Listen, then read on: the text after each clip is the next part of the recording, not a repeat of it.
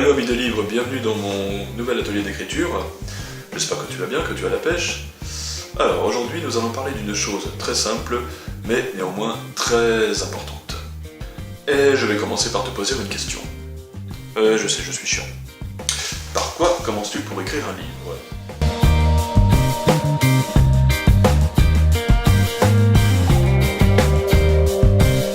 Ça paraît stupide, mais la première question qu'on doit se poser avant de commencer à écrire, c'est quel type d'œuvre tu as envie d'écrire.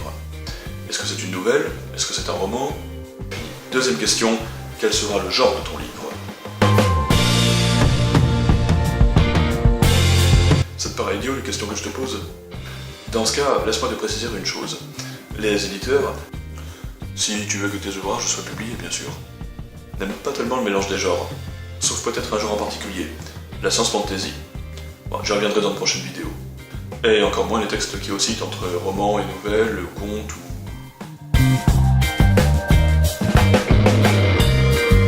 Non, quand tu penses à ton scénario, tu dois tout de suite savoir si ce sera plutôt une nouvelle, ou plutôt un roman, ou plutôt autre chose. Et là, quand tu auras fait ça, tu auras posé la première pierre de tes fondations. Mais, trêve de plaisanterie, il y aura d'autres pierres à poser.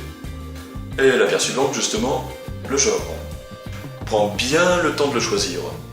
Bon, quand je disais qu'il ne faut pas mélanger les genres, c'est vrai. Évidemment, tu peux t'accorder quelques libertés, comme inclure un peu d'érotisme, ou une trace historique. Enfin, attention quand même de ce côté-là. Bon, l'important est que ton histoire soit propre et cohérente. Mais évite de partir dans des délires du genre de celui que je vais te lire. Et partir explorer la planète nulle part, de laquelle il ne revient jamais, car capturé par des gobelins qui recherchent l'anneau perdu de l'espace, et finir tous en brochette par le roi des gobelins, qui partit chercher l'anneau avec le vaisseau des explorateurs. Bon, ok, restons sérieux.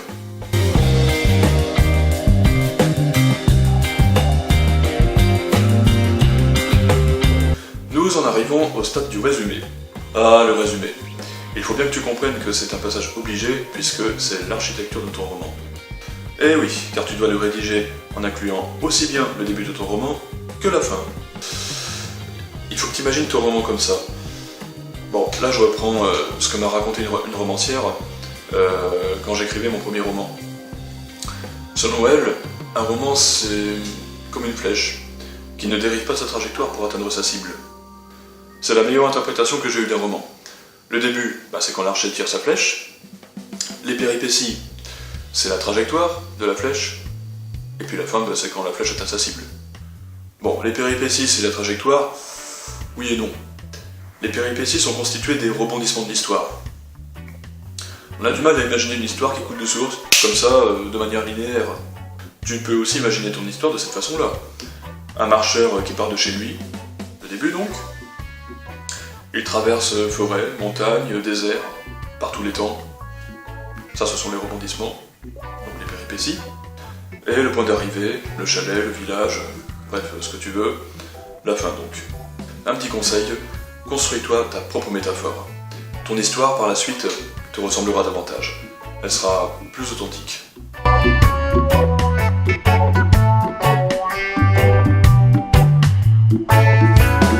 Je reviens un petit moment sur les péripéties.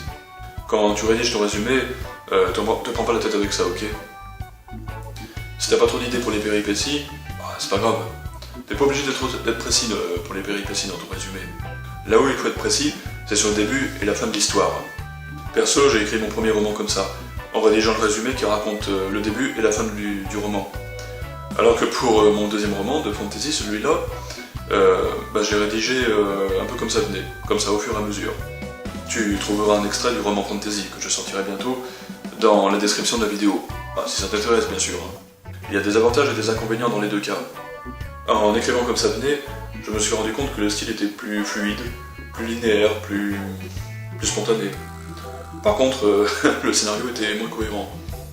Alors que pour mon premier roman, que je propose en ce moment aux éditeurs, le style était un peu trop scolaire. Bon, forcément, c'est le tout premier que j'ai écrit. Mais ça reste cohérent.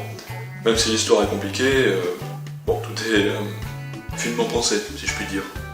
Je vais enchaîner sur une dernière chose dont je te parlerai dans de prochaines vidéos avant de te quitter.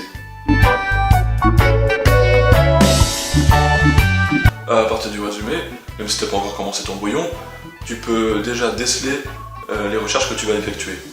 Un roman sans recherche, c'est pas un vrai roman. Bon, on en parlera dans de prochaine vidéo, c'est promis. Voilà, amis des livres, c'est la fin. C'était une vidéo un peu courte, mais avec un déménagement en cours, je préférais te proposer un sujet sur lequel je pouvais aller droit au but. Pense à mettre un gros like en bas de la vidéo, à la partager sur les réseaux sociaux, à t'abonner à la chaîne si ce n'est pas encore fait, et bien sûr, écris-moi toutes les questions qui te brûlent les lèvres en commentaire. Sinon, je te dis à très bientôt pour de prochaines aventures littéraires. C'était Benjamin. Ciao.